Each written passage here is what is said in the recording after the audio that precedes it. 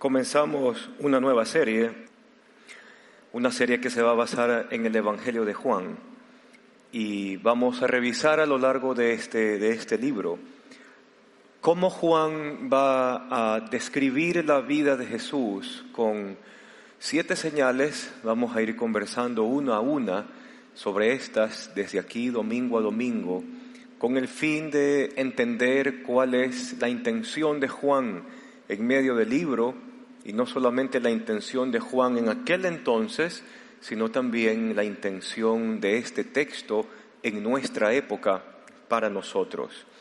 Hoy quizás tenemos un título un poquito jocoso, Mamá lo pidió, o también podríamos ponerlo, dice mi mamá. Ya es la típica respuesta cuando hay quizás un asunto entre hermanos y el uno, para convencerlo al otro, inmediatamente dice mi mamá, de tal manera que no se agregue ningún porcentaje de duda a lo que se está pidiendo, se le está queriendo hacer al otro ñaño, al otro hermano. Pero hoy vamos a comenzar para tener en mente una clara distinción en cómo ciertos términos nosotros los hemos mal usado dentro de la iglesia y que de alguna manera lo usamos bien en otras categorías de la vida, pero no necesariamente cuando pensamos en las cosas de Dios o en las cosas de la fe o las cosas propias de la enseñanza cristiana. Y son estas dos palabritas que vamos a ver acá al frente, es el término fe y el término creer. Entonces, normalmente cuando usted usa estos términos en cualquier otra cosa que no tengan que ver los temas de iglesia o los temas de doctrina o de enseñanza cristiana, usted los suele usar bien. ¿Qué sé yo? Porque usted puede tener claro un asunto, y entonces si usted ve las nubes que están tornándose negruzcas, por si acaso, ¿a quién de ustedes les tocó sufrir los embates de Guayaquil inundado, creo que el día miércoles o el día viernes de la semana que acabó? ¿No? ¿No le tocó estar por allí? ¿Sí le tocó estar por allí? ¿A quién le tocó? ¿Puede levantar la mano? Ya, ok, bueno, gracias porque usted sufrió, yo también sufrí, me agarró por allá por la Alborada y eso fue terrible, era un mar, ¿no? Entonces, la típica canción cuando uno ve las nubes tornándose de otro color, uno dice, parece que va a llover el cielo, ¿verdad?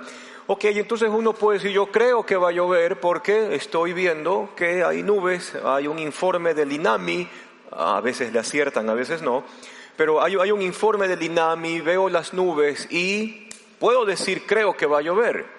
Y termina lloviendo, quizás no en el momento en que usted lo pensaba, pero por lo menos después. O si usted escucha un sonido medio raro en su vehículo, un sonido que nunca antes lo había escuchado y solamente usted tiene oídos para ello, entonces usted puede decir, quizás los hombres se identifican más con esto, que yo sé que hay algunas hermanas que son increíbles en el mantenimiento y cuidado de un vehículo, pero en términos generales algunos hombres tienen ese como sexto sentido mecánico en la cabeza. Entonces puede decir el señor, el hombre de la casa, yo creo que es la banda la que está por romperse, porque hay un ruidito que estoy escuchando. Entonces yo creo que el carro se va a dañar.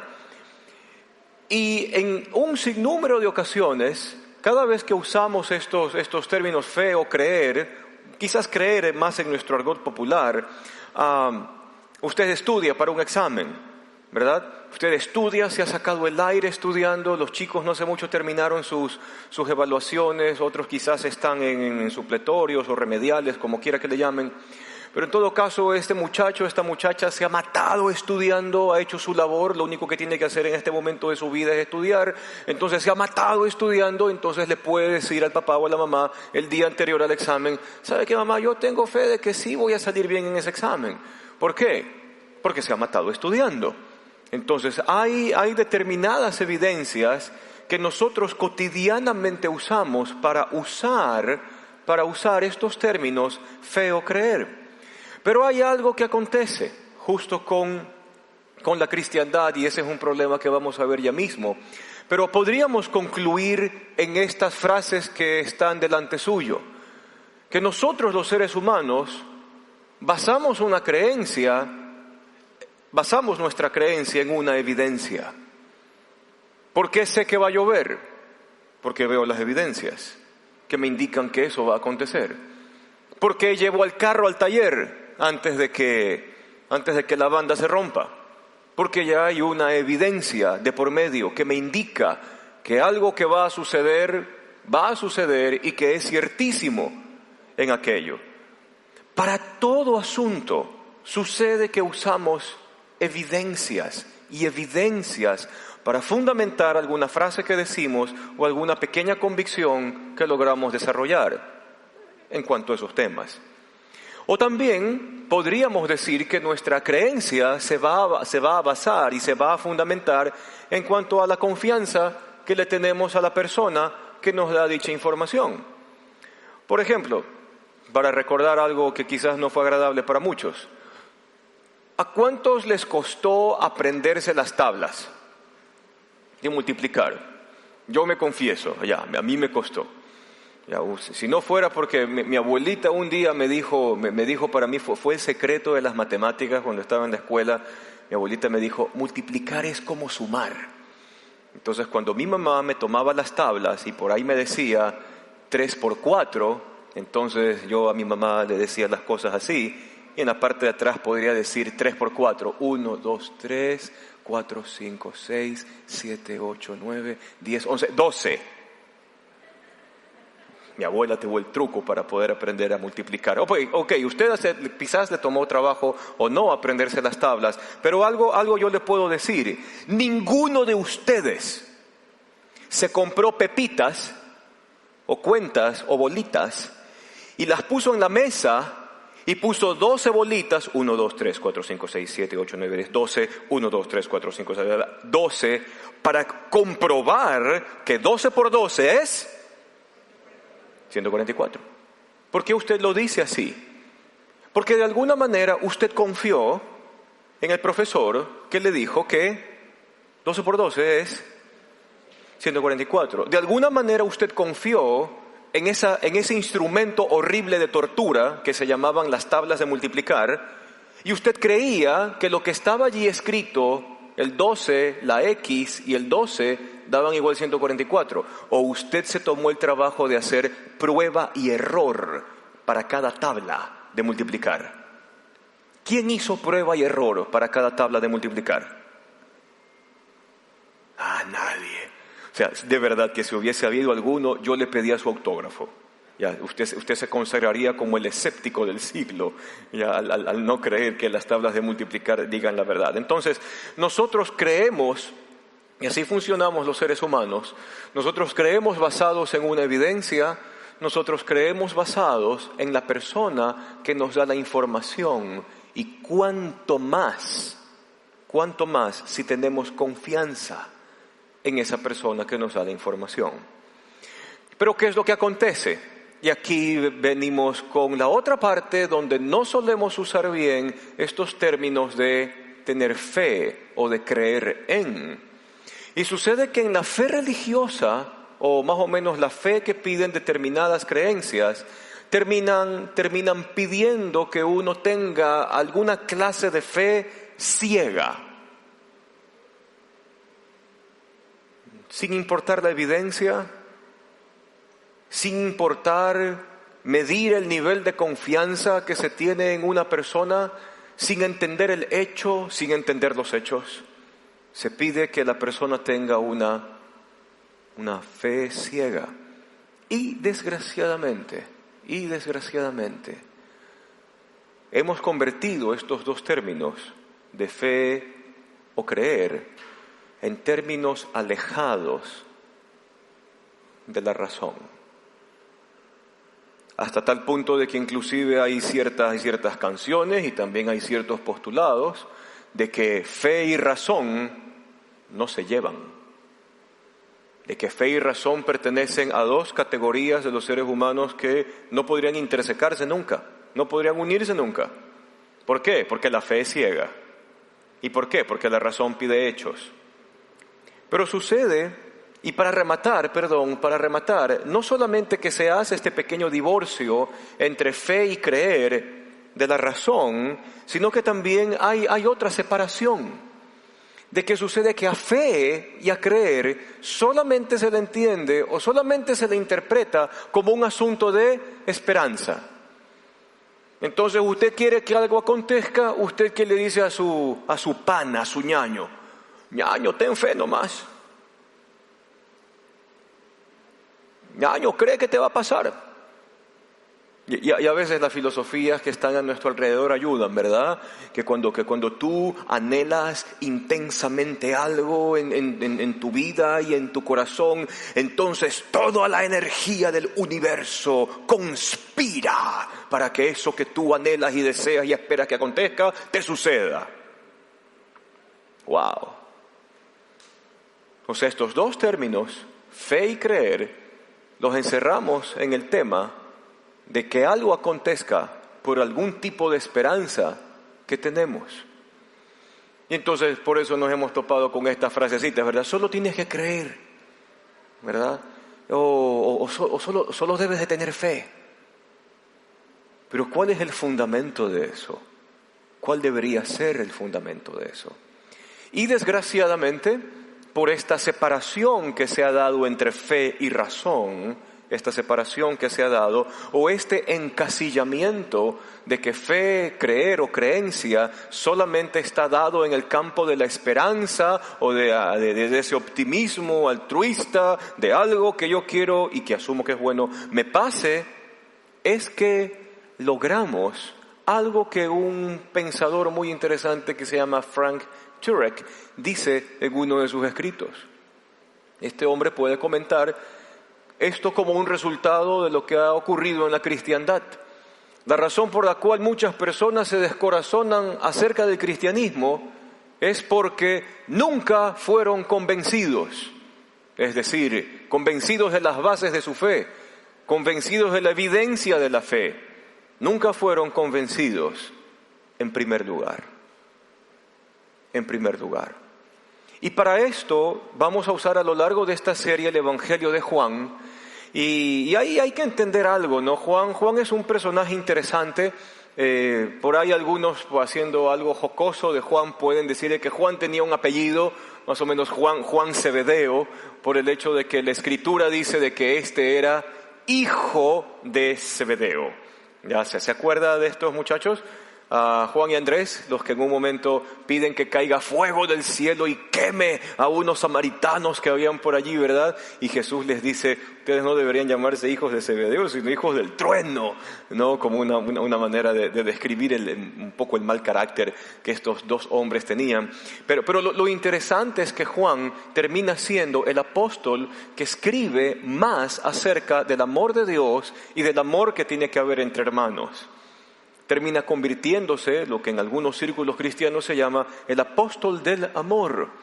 Vaya cambio, habiendo sido un hombre con un carácter fosforito y que hubiese querido asesinar a medio mundo con fuego del cielo, termina convirtiéndose en el hombre que más proclama y habla del amor divino en sus escritos.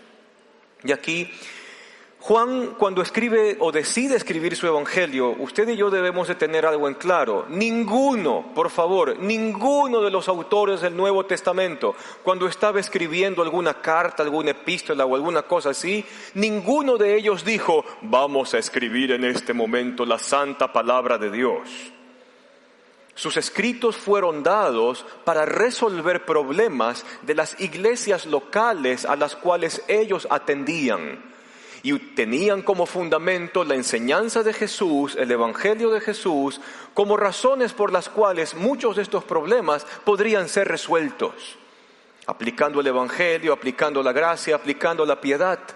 Entonces las cartas que nosotros tenemos en el Nuevo Testamento son un compendio de correspondencias que hubieron entre las iglesias y los apóstoles con el fin de resolver problemas a partir de la enseñanza de Jesús.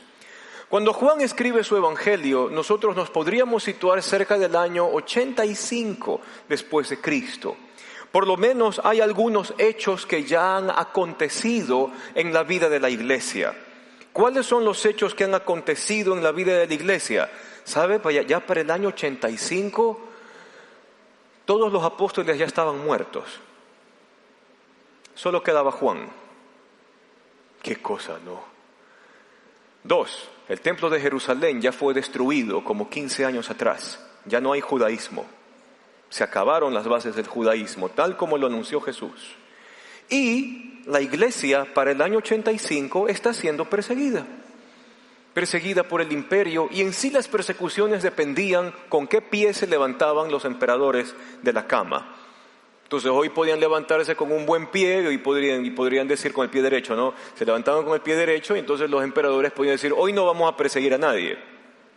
Pero sucede que la esposa le hacía problemas al emperador y al siguiente día el emperador se levantaba más o menos con una amargura, estaba bravo, se levantaba con el pie izquierdo, entonces el emperador decía, culto al emperador para subsanar mi autoestima y matamos a los cristianos que no quieran postrarse delante de mi imagen.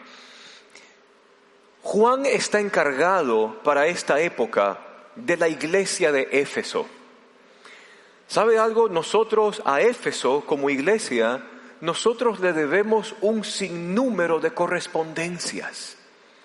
Primera cosa, cuando uno lee el libro de Hechos, uno se da cuenta de que Pablo es quien comienza el trabajo en Éfeso, y Pablo se queda en Éfeso, es casi que la única iglesia donde Pablo se queda 3 años de su vida enseñando todos los días, de lunes a domingo, desde las 6 de la tarde, que se cerraban los negocios más o menos, hasta la madrugada. O sea, fue un trabajito interesante el que se dio Pablo allí. Después de un tiempo, Pablo le escribe una carta a esta iglesia. ¿Y cómo se llama esa carta que está en el Nuevo Testamento? Carta del apóstol Pablo a los Efesios. Muy bien. Después de un tiempo, Pablo ya sabe que está viejo y que lo van a matar, porque así lo ha decidido Nerón, y decide escribirle 2 cartas a un colaborador suyo que se llama Timoteo, que está en la ciudad de Éfeso. Cuando Timoteo recibe primera y segunda de Timoteo, nuestro amigo Timoteo está resolviendo problemas en la iglesia de Éfeso. Ya tenemos Efesios, primera y segunda a Timoteo. Todo por los Efesios. Cuando Juan está como obispo o supervisor, obispo significa supervisor. Es un término administrativo, no es un término religioso.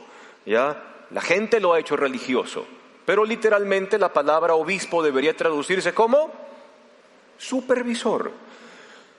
Para el año 85, Juan está de supervisor de la iglesia de Éfeso, y es allí donde se escribe el Evangelio de Juan, primera, segunda, tercera de Juan, y 10 años después, la carta apocalíptica, que comienza con una primera iglesia, que es la iglesia base, y escribe el ángel de la iglesia que está en Éfeso.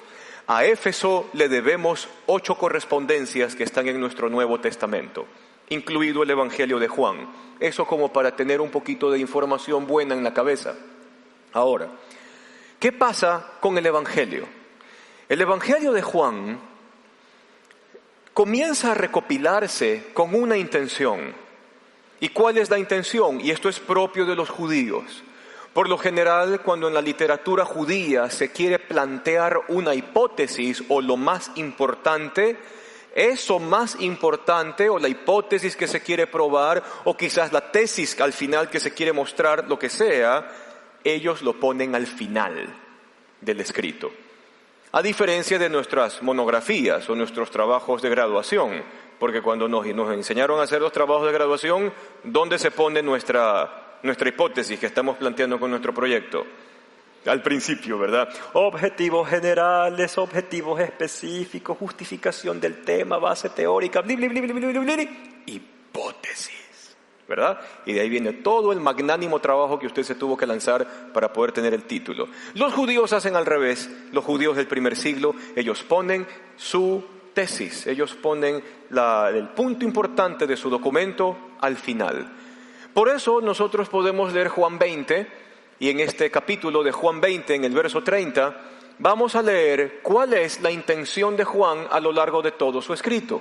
Ojo, que este escrito se va a distribuir en todas las casa-iglesias que están en Éfeso, en todas las casa-iglesias que están en Sardis, Tiatira, Laodicea, Filadelfia, Pérgamo y un sinnúmero de ciudades pequeñas alrededor. ¿Y qué es lo que dice Juan?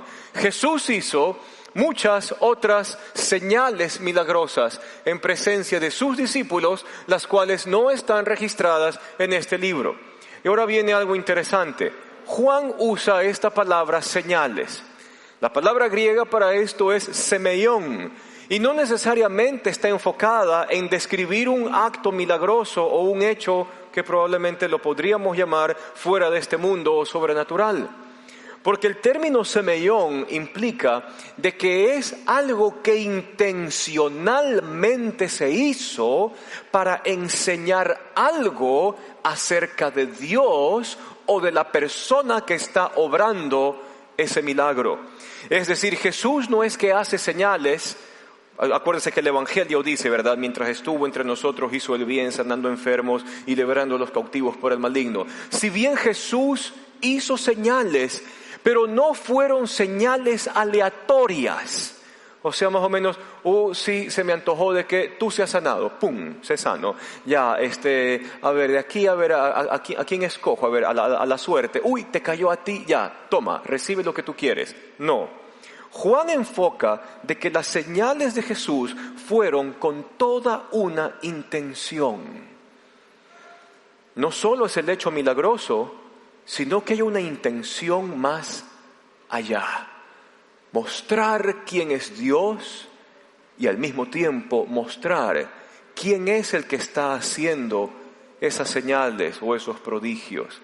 Y Juan puede decir, hay muchas otras, él es un testigo presencial. Él mismo hablaría también en su primera carta diciendo de las cosas que hemos visto y oído. De esas cosas nosotros les estamos hablando, les estamos enseñando a ustedes. Ningún discípulo, ni siquiera Juan, nos dijera a nosotros, tienes que creer. No, porque los discípulos como testigos presenciales querían asegurarse de que esto que estaba siendo transmitido esté fundamentado en hechos, esté fundamentado en acontecimientos que se llevaron a cabo con una intención. No es una fe ciega, es una fe que se basa en hechos, hechos reales, que fundamenten la fe, que fundamenten la creencia. Y entonces Juan puede seguir en el siguiente versículo, que estas señales que Juan ha decidido recoger. Juan dice, Jesús ha hecho 500,000 señales. Más adelante dice que si las anotáramos en este libro, los libros del mundo no serían suficientes para registrar todas las cosas que ha hecho Jesús. Pero nos dice Juan, las señales que yo he recogido en este rollo, en este libro, tienen una intención. Les escribo estas evidencias, describo las evidencias, recojo las evidencias con una intención. Estas se han escrito para que ustedes crean. Porque obviamente Juan le está escribiendo a una generación de creyentes que no vio a Jesús, que no escuchó a Jesús, así como lo hicieron los discípulos. O sea, la encarnación, ¿en qué año? Si pudiésemos poner un año, ¿en qué año fue? Ya el año 0, si es el -4, pero no importa, pensemos que es el año 0. Y la muerte y resurrección de Jesús, ¿en qué año se lleva a cabo? Allá por el año 30. ¿En qué año está escribiendo Juan este evangelio? En el año 85. ¿Cuántos años han pasado desde la muerte y resurrección de Jesús y su ascensión hasta el momento de escribirse la carta? ¿Han pasado cuántos? ¿85 de 30? Han pasado cerca de 55 años. Y por lo tanto hay muchos cristianos en estas distintas e innumerables iglesias en casa que necesitan tener una base sólida de su fe. porque no es creer por creer, no es tener fe por tener fe. Tiene que ser una convicción que se basa en evidencias. Y Juan escribe su evangelio. Juan ya está viejo, ya para esta época también. Juan está viejo y él puede decir: todo lo que yo les he escrito y la descripción de cada una de estas señales es para que ustedes crean. ¿Y crean qué? Crean que Jesús es el Mesías. Crean que Jesús es el Cristo, el Salvador que fue prometido a Israel, el Salvador que traería una era diferente, una vida diferente, para que crean que es el Mesías. Ahí dice Juan en su primera parte que crean que es el Cristo, y segundo, que crean que Él es, ¿qué cosa? El Hijo de Dios. Que por si acaso, esta frasecita Hijo de Dios, muy aparte de indicar la filiación o la relación que existe entre el verbo, así lo llama Juan a Jesús al inicio de su evangelio. O sea, ¿se acuerda el inicio del evangelio de Juan? En el principio era el verbo, ¿verdad? Y el verbo estaba con Dios, y ahí por si acaso la versión griega del Nuevo Testamento dice: y Dios era el verbo. ¿Ya? Ok, para Juan Cristo es el verbo. Y esta frasecita, Hijo de Dios, no solamente hablará de la filiación o de la unidad que hay entre el Padre y el Verbo, pero esta frasecita, Hijo de Dios, era también una frase que los judíos usaban para referirse al Rey escogido por Dios, que llevaría a cabo la voluntad de Dios. Así que hay muchos conceptos que Juan tiene de por medio al momento de escribir su carta.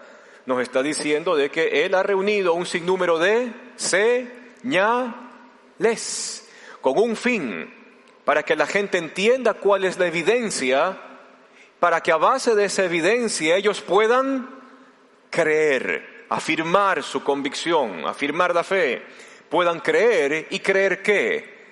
Que Jesús es el Mesías prometido a Israel, es el Cristo, que Él es el Rey que Dios ha escogido para llevar a cabo la voluntad de Él, que tiene una relación única con el Padre, obvio, porque es Dios. Seguimos con el verso 31. Y para que al creer en su nombre, ustedes tengan vida. A ver, espérese un ratito, hermano. ¿Qué está diciendo Juan? Juan nos está poniendo en estos dos versículos, que son su gran tesis a lo largo de su documento, un proceso interesante que lo podríamos resumir en estas 5 palabritas que se proyectan ahora. Primero, Juan nos va a hacer un recuento de todos los eventos que se llevaron a cabo en la vida de Jesús de Nazaret. De todos esos eventos, Juan luego va a recoger de forma exclusiva, o va a escoger de forma exclusiva, señales.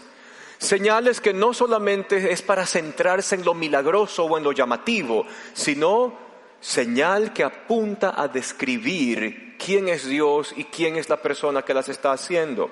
Estas señales tienen que ser medidas y validadas, y una vez que son medidas, entendidas o validadas, yo las puedo considerar como evidencia de quién es aquel que ha hecho, que hizo, y cuyos eventos aún se recuerdan en la comunidad. Evidencia, y producto de esa evidencia, ¿cuál va a ser el resultado? ¿Qué va a pasar en el corazón del ser humano? Creer. Porque la fe tiene que hallar un fundamento sólido. Creer esto. Y cuando una vez que yo creo esto, yo puedo dar el siguiente paso, que es confiar. Confiar. Y sabe, este pequeño proceso que está aquí, que lo encontramos en los 2 versículos de Juan, podrían sonar un poco cansados, quizás porque usted y yo hemos sido acostumbrados, no sé, a una forma un poquito, no sabría si usar el término fetichista,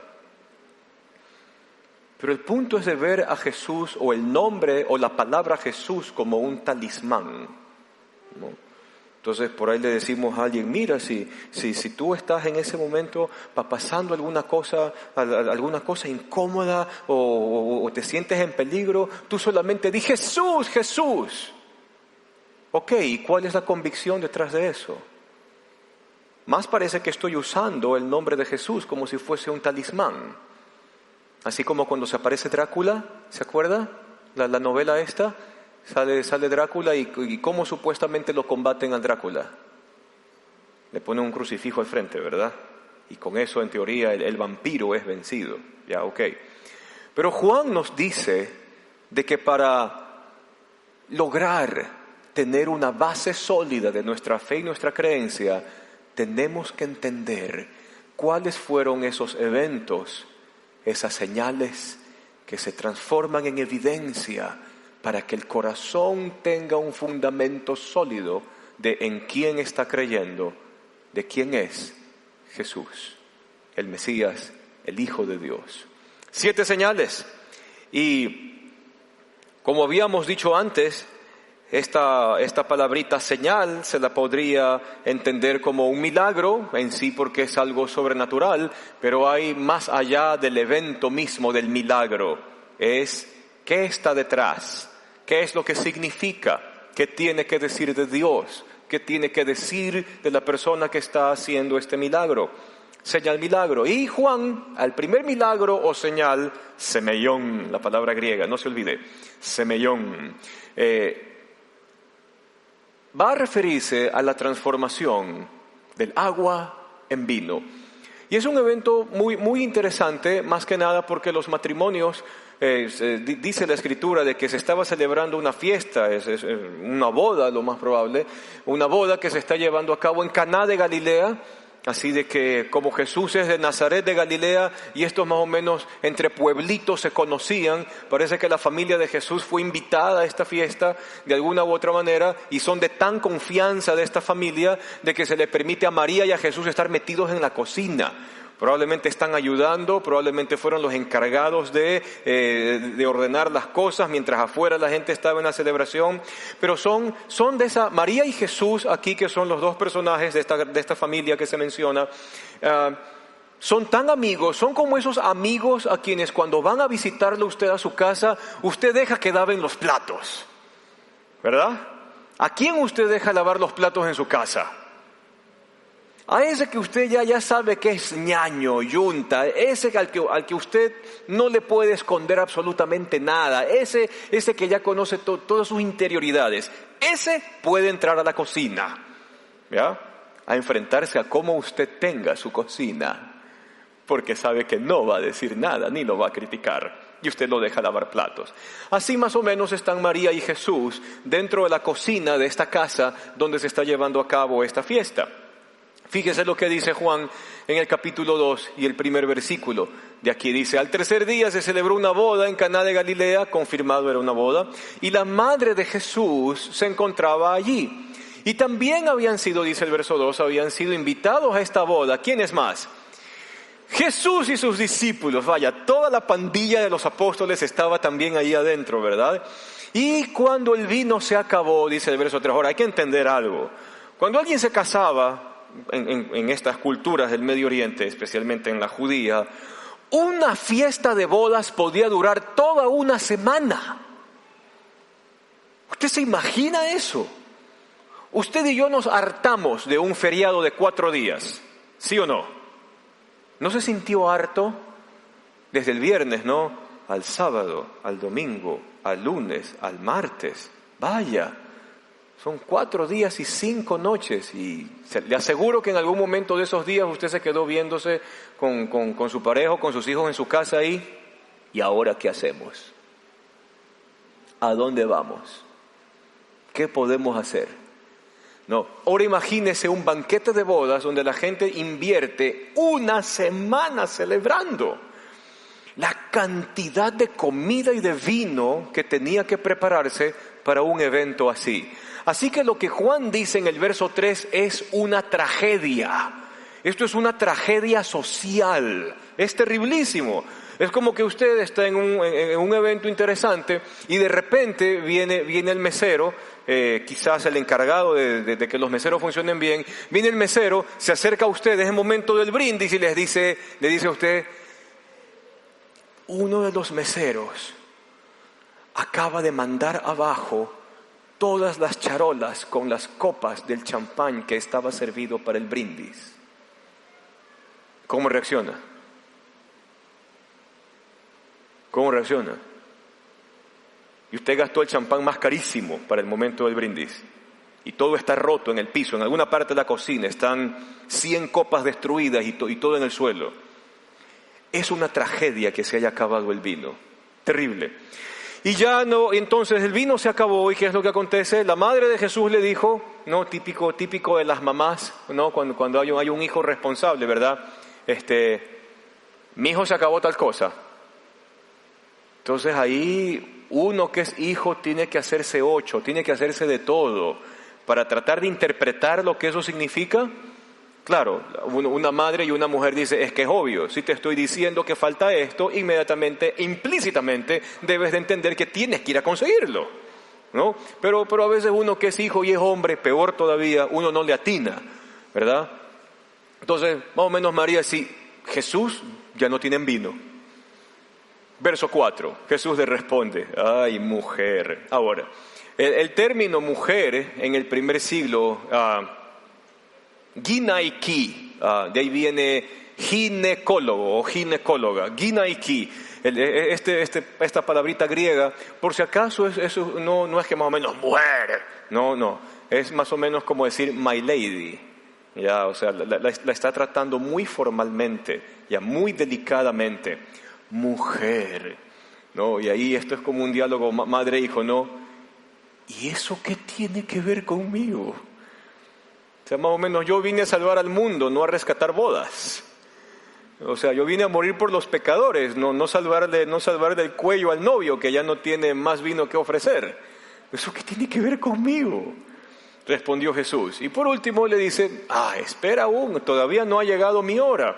Porque Jesús sabía que en el momento en que Él haga un milagro o alguna cosa sobrenatural, los ojos de la comunidad ¡fum! Y arrancaba el cronómetro que tenía que acabar en la cruz. ¿Sí me hago entender? Entonces dice, espérate un ratito, aún no llega mi hora, ¿no? Sin embargo, asimismo, típico de las mamás, ¿verdad? Mamás del siglo XXI, yo no sé, yo ya te dije, verás lo que haces. ¿Sí o no? Ok, María hace algo muy parecido a esto, pero en el primer siglo, entonces va y le dice, o sea, ya María da por sentado que el otro va a hacer, pues, ¿no? Entonces le dice a los meseros, le dice a los sirvientes, hagan lo que Él les ordene. Ok, muy bien. Siguiente parte, sigue la siguiente explicación de la señal de Jesús, verso 6.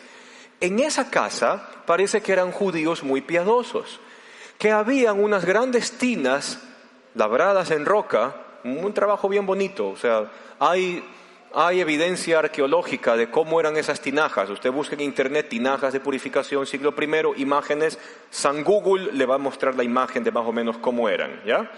Entonces, en esa casa parece que eran judíos piadosos, y estos judíos tienen estas tinajas de piedra donde por lo general se llenaban de agua, y los judíos, después de haber rendido sacrificio, o después de algún voto, o después de alguna purificación por el pecado, utilizaban estas tinajas para de allí recoger el agua y limpiarse, de allí recoger el agua y bañarse, literalmente, pero eran baños rituales. ¿Sí me hago entender? Ok, entonces, cerca de la cocina de esta casa, ahora, pregunta, ¿cómo se sabe que habían estas cosas allí?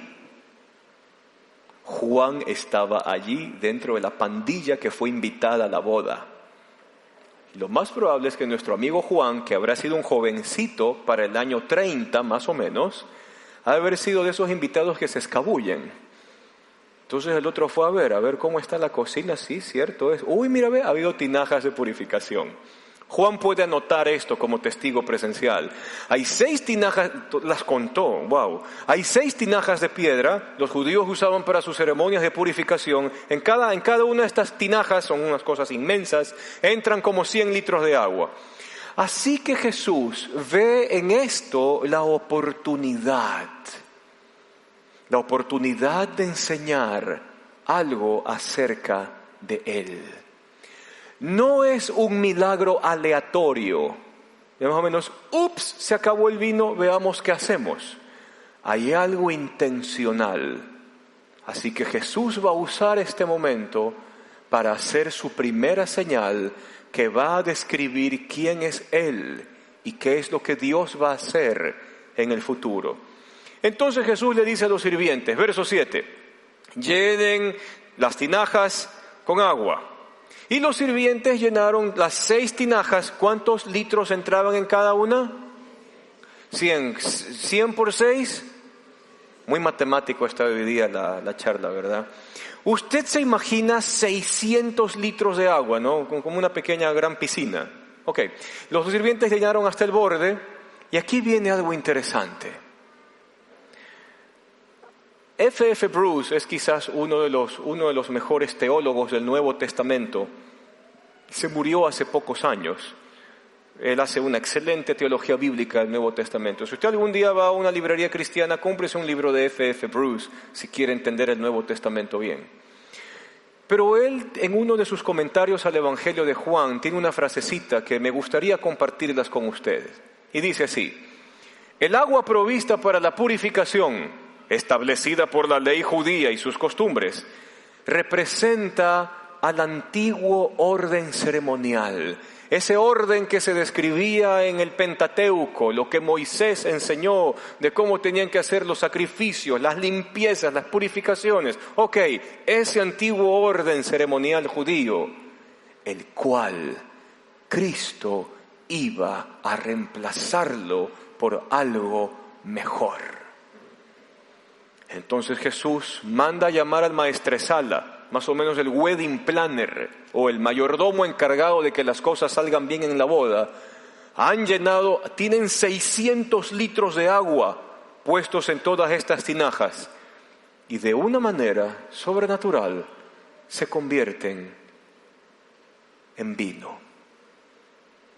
Continúa Juan en el verso 8 diciendo: ahora saquen un poco de vino y llévenlo al encargado, al wedding planner, al maestresala, al mayordomo que se encarga de que todo salga bien, y llámenlo al encargado del banquete. Les dijo Jesús y así lo hicieron. El encargado del banquete probó el agua. ¿Y qué es lo que dice allí? Convertida en vino. Y ahora, el hombre tiene que haber hecho cuentas en la cabeza. Tuvimos tantos odres, tantos cántaros, se han gastado, ya vamos, qué sé yo, en el día número 4 de celebración, faltan 3. Y se ha gastado ya todo. ¿De dónde salió esto? Y ahora viene el paladar del hombre, medio catador. Y fíjese cómo Juan continúa describiendo estos eventos y estas minucias de esa señal. Sin saber de dónde había salido, aunque sí lo sabían los sirvientes, Jesús y sus amigos y mamá en la cocina, que lo habían sacado del agua. Entonces llamó aparte al novio. Entonces viene el wedding planner con el novio y le dijo al novio: quiero que usted me explique algo. O sea, en toda reunión social, primero se saca el mejor vino. Claro, porque ya el día número 4, o sea, ya la gente estaba en otra, ¿verdad? Y usted le podía dar refresh, ¿ya? De juguito de uva que venden así en el supermercado. Usted le podía dar refresh y a la gente ya ni le importaba, porque ya estaban felices, ¿ok? Usemos ese término, ya estaban felices. Y obviamente ya no les importaba lo que debieran. Y como costumbre, los vinos de menor calidad se dejaban para el final, para el último, para evacuar a la gente. Pero aquí viene el maestresala y le dice al novio: todos sirven primero el mejor vino, y cuando los invitados ya han bebido mucho, entonces sirven el más barato. Y le dijo: pero tú has guardado, aquí viene algo interesante, tú has guardado el mejor vino hasta ahora. Este evento Juan lo agrega a su lista de señales, porque es más que un milagro y esto es más que una señal.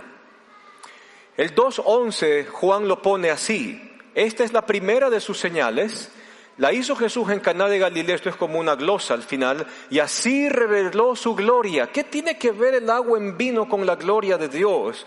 Y sus discípulos creyeron en él. Después de este evento, la fe de los discípulos fue solidificada sobre quién es él. Y sus discípulos creyeron. Había una razón para creer, obviamente. Y ahora espérese un ratito.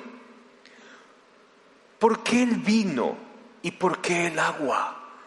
Esta señal habla de un Mesías. Esa era la intención de Juan, ¿verdad? Para que crean que Jesús es el Cristo, que es el Hijo de Dios. Y tenemos esta primera señal. ¿Qué me dice esta señal de que Jesús es el Cristo y que es el Hijo de Dios? Dice mucho. En esta señal Jesús les está mostrando de forma visual para que ellos vean y entiendan que el antiguo orden para tener perdón de pecados, para tener una relación con Dios, para acercarse a Dios, iba a acabarse, así como se acabó el vino en aquel matrimonio. Y que ahora lo mejor que ha preparado Dios para la humanidad estaba ya listo para ser entregado. ¿Y qué era lo mejor que Dios había provisto? Su propia vida, entregada en una cruz, para que nosotros tengamos la paz de una vida perdonada. Y eso solo se puede comparar con la alegría que hay cuando se bebe el mejor vino en la mejor de las ocasiones. En el Nuevo Testamento, el vino siempre representará el gozo y la alegría. Por lo tanto, lo que trae Jesús es gozo y alegría. La alegría de un corazón nuevo, la alegría de una vida perdonada. Sí, donde tendremos que vivir haciendo frente a muchas de las consecuencias de nuestros actos. Pero lo mejor es que no estamos solos caminando con ellas, sino que tenemos al Cristo, al Hijo de Dios, caminando junto con nosotros y en nosotros en eso. Esto les cambió la forma de ver la vida a los discípulos. ¿Y qué es lo que dice Juan? Después de este milagro, los discípulos creyeron en él. Continúa el pasaje en el verso 12. Después de esto, Jesús bajó a Capernaum junto con su madre y sus hermanos. No son los discípulos, son ñaños de Jesús. Con su madre, sus hermanos y sus discípulos, y se quedaron allí unos días. Dos cositas que agregar. Los discípulos vieron, los discípulos oyeron. Y cuando vieron y oyeron estas evidencias hechas por Jesús, pudieron contemplar la gloria del Hijo, del unigénito del Padre. Dice Juan 1:14, el Verbo se hizo hombre, el Verbo se hizo carne, frágil como nosotros, y habitó entre nosotros, y hemos contemplado su gloria en todos los eventos donde estuvo Jesús. Vimos su gloria, la gloria que corresponde al Hijo unigénito del Padre, lleno de gracia y de verdad.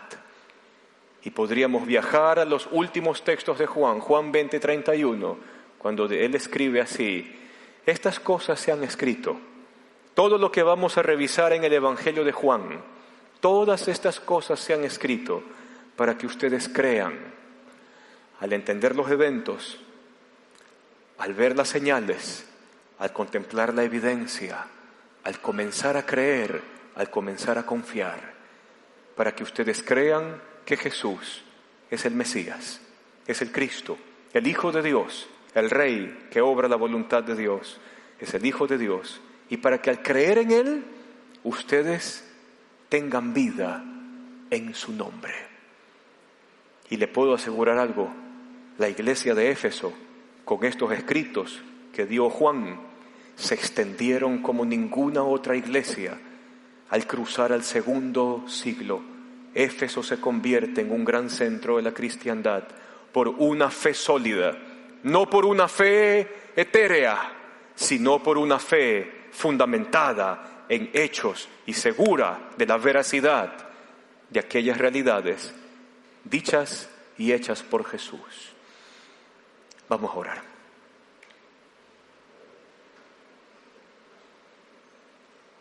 Te queremos pedir, Señor, en tu bondad, que nos des ojos para entender tus escrituras, las cartas de los apóstoles, y poder validar, poder entender, y aun que nuestra razón sea satisfecha, para que una fe sólida e inconmovible se afirme en nuestro corazón y en nuestra vida. Que no veamos las señales solamente como algo milagroso, como algo al azar que se dio. Que veamos las señales como tú las diseñaste, como una prueba para que creamos, como una razón más para convencernos, como un hecho más para asegurar nuestro corazón en ti. Bendice nuestra vida y permítenos a lo largo de estos domingos entender estas señales y cómo éstas afirman nuestra fe.